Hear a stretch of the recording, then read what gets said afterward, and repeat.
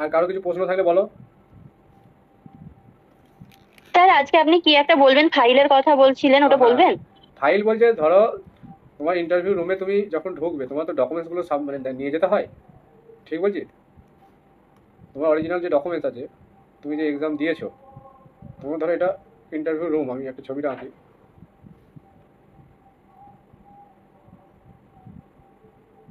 এখানে একটা প্রবেশ পথ এটা ধরো। হুম। এবার এখানে টেবিলটা একটা লম্বা টেবিল থাকে একটা, মানে আমি তিনজনই ধরছি মোটামুটি। আর এখানে তোমার বসার জায়গা একটা থাকে। অনেক সময় দেখবে একটা ঘরে দুটো টেবিল কি তিনটে টেবিলও বসে। যখন দেখবে ক্যান্ডিডেট বেশি আছে, সময় যেহেতু হাতে কম আছে, তাহলে দেখবে একটা বড় হল ঘর। হুম। একটা বড় হল ঘরে এই কোনায় তিনজন একটা বসে আছে, এখানটায় ধরে নিলাম এই কোনাতে একটা ইন্টারভিউ হচ্ছে।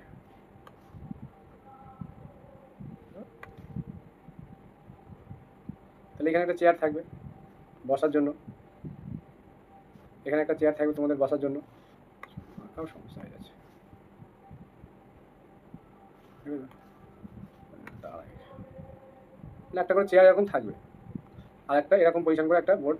যখন বেশি ভিড় হয়ে যায়, মানে সময় হাতে কম থাকে, যেহেতু এবার টাইমটা কম আছে না, একটা ঘরেই দেখবে দুটো তো মিনিমাম থাকবেই। এবার দুটো টেবিল থাকবে, মানে এক একটা রুমে দুজন করে ক্যান্ডিডেট দেখবে ঢুকবে। আর সেরকম হলে তিনটে টেবিলও পাতিয়ে দেয়। তার মানে টোটাল 9 জন একটা রুমে থাকবে। এবার এখান থেকে একটা এটা এটা এদিক থেকে একটা এন্টার পথ হয়তো রাখা হবে, যাই হোক। এবার তুমি যখন রুমে প্রবেশ করবে, তাহলে একটা দরজা থাকবে নিশ্চয়ই, এমনি ফাঁকা তো থাকবে না, বুঝতে পারলে? তাহলে দরজাটা তুমি তোমার খোলার জন্য যদি লোক থাকে তো ভালো, যদি না থাকে তোমাকে ঠেলে খুলতে হবে। এবার ঠেলে খোলার সময় এমনভাবে আওয়াজ করবে না যাতে করে ভিতরে কেউ ডিস্টার্ব হয়, সিম্পলি খুলবে, উঁকি মারবে না। তোমার যখন সিরিয়াল নাম্বার আসবে তোমাকে ডেকে দেওয়া হবে, তুমি লাইনে এসে দাঁড়াবে, যে পরে সিরিয়াল নাম্বার অনুযায়ী যে আছে তার নামটা ডাকা হবে। সে যে ভিতরে একজন ধরো আছে ইন্টারভিউ দিচ্ছে, তারপরেই তুমি থাকবে সিরিয়ালে। হুম। এবার সে বেরিয়ে যাবে, তারপরে তুমি প্রবেশ করবে। এইবার তুমি দরজাটা সম্পূর্ণভাবে খুলে তারপরে বলবে যে আমি কি আসতে পারি। সম্পূর্ণ উঁকি দিয়ে বলবে না, যে মুখটা বার করে দরজাটা হালকা করে খুলে বলছে, ওরকম নয়। সম্পূর্ণ খুলে মোটামুটি এন্টার হয়ে যাবে, দিয়ে বলবে আমি আসতে পারি স্টার্ট। আর সামনে হাতে একটা ফাইল, তো তোমাদের ডকুমেন্টস থাকবে, যে সার্টিফিকেটগুলো যেগুলো থাকে তোমার মাধ্যমিক থেকে একবারে গ্র্যাজুয়েট এই মাস্টার ডিগ্রি পর্যন্ত উইথ বিএড, এবং আদার্স যদি কোনো কিছু থাকে তোমার এক্সটার্নাল মানে এক্সট্রা কোনো তোমার প্রতিভা যদি থাকে, সেই ধরনের কোনো সার্টিফিকেট থাকে, সেগুলো নিয়ে যেতে পারো। এবার তুমি এন্টার করার পর তোমাকে কী করতে হবে বলো তো? ওই ফাইলটা তোমার ডান হাতে রাখতে হবে। ডান হাতে যেমন একটা সাইড করে এইভাবে আমি দেখাচ্ছি, দেখো এরকম হালকা করে ধরে তুমি মানে সোজাভাবে দাঁড়িয়ে থাকবে। তোমাকে দেখবে ডাকবে, তখন তুমি যাবে, এটা তোমার চেয়ার দিয়ে তুমি এই সাইড দিয়ে কখনোই ঢুকবে না, সবসময় এই এই দিক দিয়ে ঢুকবে। তুমি এখানে দাঁড়িয়ে থাকবে, তুমি এলে চেয়ারের কাছে, তুমি যখন বলবে যে আসতে পারি, বলবে হ্যাঁ এসো, তুমি বলবে ঠিক আছে থ্যাংক ইউ বলবে, দিয়ে ঢুকবে আস্তে আস্তে, এই যে পজিশনে আসবে, বসে দাঁড়িয়ে থাকবে, বলবে না। দিয়ে ওরা বলবে যে বসুন বা বসো, যাই হোক একটা বলবে। হুম। তুমি সেই অনুযায়ী বসার পর আরেকবার থ্যাংক ইউ জানাবে বা ধন্যবাদ, যে ঠিকঠাকভাবে বসবে। অনেকে আমি আমার অভিজ্ঞতা বলছি, এখানটায় চেয়ারটা কিন্তু টেনশন হচ্ছে, বসতে কি পড়ে গিয়েছিল জানো। প্লাস্টিকের চেয়ার ছিল, এমনভাবে বসতে গেছে, ঠিকঠাক দেখেনি, দূর থেকে হয়তো বসতে গেছে, যে চেয়ারটা ফসকে গেছে, প্লাস্টিকের চেয়ার ছিল, পড়ে গেছে।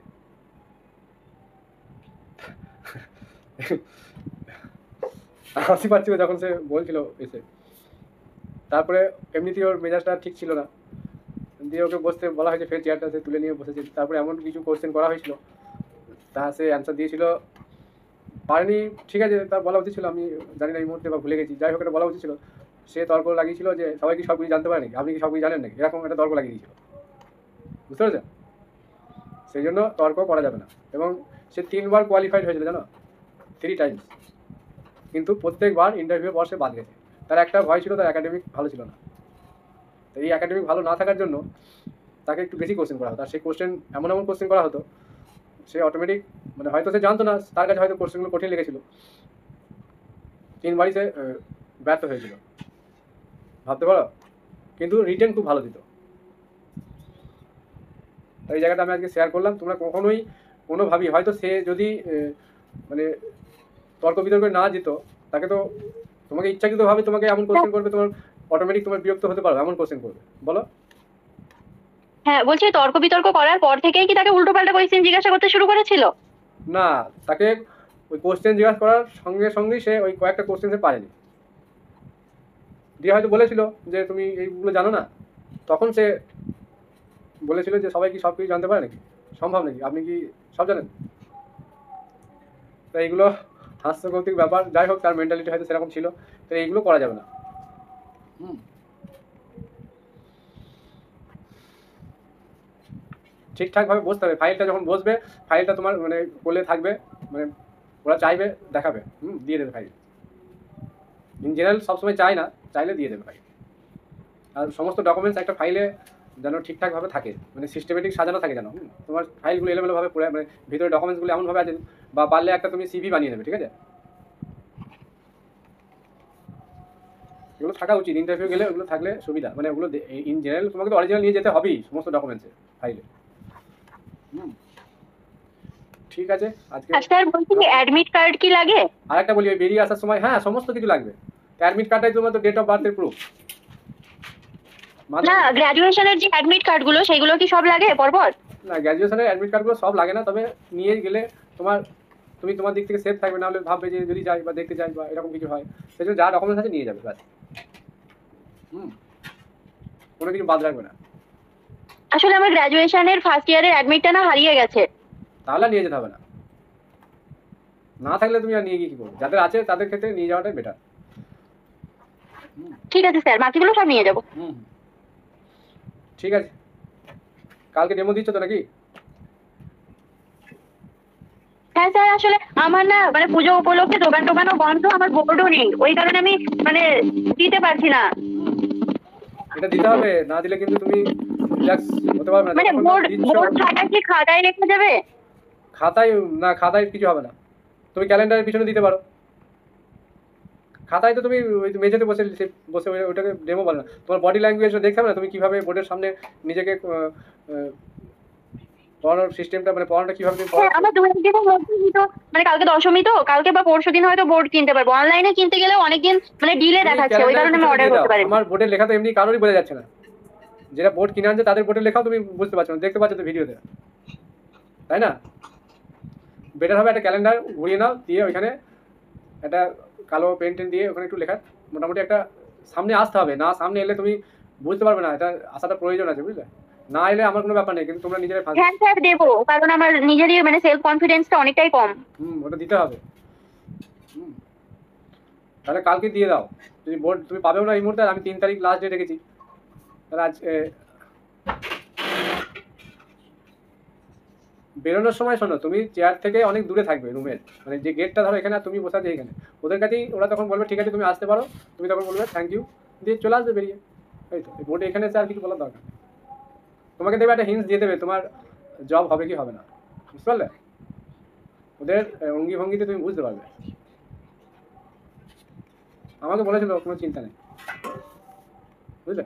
কিন্তু আমি বেরিয়ে এসে 2-1 জনকে জিজ্ঞাসা করেছিলাম যে কিন্তু এরকম কিছু বলেছে, তারা কিন্তু বললো যে না বলেনি। যে আমি আবার ভাবছি যে আমি আবার কিছু ভুল শুনলাম নাকি, বুঝতে পেরেছ? কিন্তু এটা আমি জানি যে পরবর্তী ক্ষেত্রে আমার পরিচিত অনেককেই মুখে আমি শুনেছি, এখানে তুমি একটা হিন্টস পেয়ে যাবে, যাদের দেখবে র্যাঙ্কটা ভালো থাকে তাদের একটা হিন্টস দিয়ে দেয়, তাদের ঘরে আর টেনশনে রাখে না, বুঝতে পেরেছো? তাদের টেনশনের মধ্যে রাখতে চায় না, বলে দেয়, কনফার্ম বলে দেবে তোমার হয়ে যাবে, বুঝতে পারলে? স্যার, স্যার আপনি কি টিচার? তুমি কি মনে করছো এমনি পড়াই নাকি অনলাইনে? ধরো ওই অনেকে ইন্টারভিউ তাহলে নিচ্ছে, আপনার ইন্টারভিউ এক্সপিরিয়েন্স আমাদের সাথে একটু শেয়ার করুন, মানে আপনাকে কেমন টাইপের কি জিজ্ঞাসা করেছিল না করেছিল, share করছি তো, তাহলে আমাদের একটু ভালো হয়। অনেকে দেখবে ইন্টারভিউ নিচ্ছে কিন্তু সে নিজের জীবনে ইন্টারভিউ দেয়নি, এরকম সব ফ্রড ঘুরে বেড়াচ্ছে অনলাইনে ইউটিউবে। সে এসএসসি পরীক্ষায় হয়তো দেয়নি, কোনো একটা কোম্পানিতে জব করে তারা ইন্টারভিউ নিচ্ছে, ঠিক আছে? সবই শেয়ার করবো, একটা স্টেপ আছে, হ্যাঁ স্টেপ বাই স্টেপ হবে, আগে নিজেরা নিজেদের প্রুভ করো, সব কিছু বলা হবে। তুমি ইন্টারভিউর জন্য এসে দেখেন, আমি তো চেষ্টা করবো 100% তুমি ইন্টারভিউটা ভালো দাও, এবং এখানে 16 থেকে মিনিমাম এই নাম্বারটা তুমি যেন পাও 20-র মধ্যে, আমি এটাই চেষ্টা করবো। ঠিক আছে।